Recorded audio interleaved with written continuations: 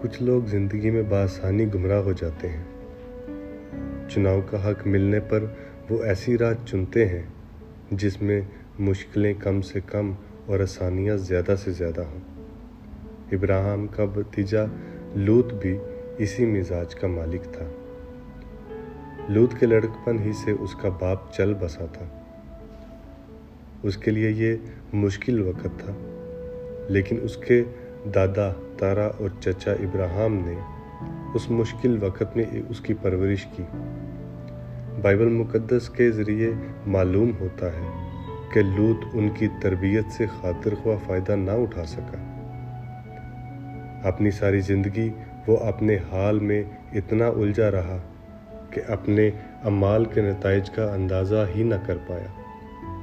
اگر ابراہیم کی انتہائی توجہ اور الہی مداخلت نہ ہوتی تو معلوم نہیں اس کی زندگی کا کیا حال ہوتا۔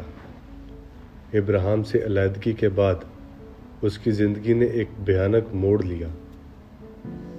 اس زمانے کے بدکار شہر سدوم کی ثقافت اس میں اس قدر رچ بس گئی تھی کہ وہ اسے چھوڑنے پر آمادہ نہیں تھا۔ اس کی بیٹیاں اس کے ساتھ ہم بستر ہوئیں اور اس کی گمراہی بالآخر اسے تباہی کی سمت لے گئی۔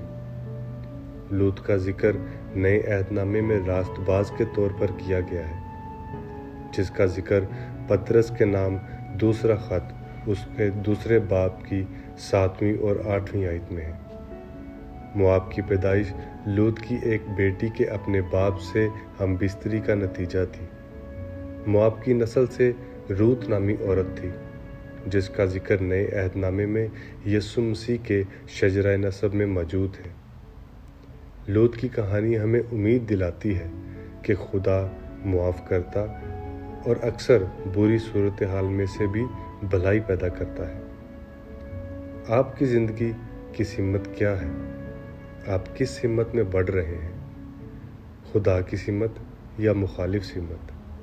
اگر آپ بھٹکے ہوئے ہیں تو خدا کی سمت بڑھنے میں مشکل نظر آئے گی، لیکن یہی وہ راستہ ہے جو آپ کی زندگی میں موجود تمام الجھنوں کے بھیانک نتائج غیر مؤثر بنا سکتا ہے۔ خدا چاہتا ہے کہ ہم اپنی زندگی میں بھٹکے ہی نہ رہیں، بلکہ دوسروں پر اثر انداز ہونے کے لائق بنیں۔ آمین۔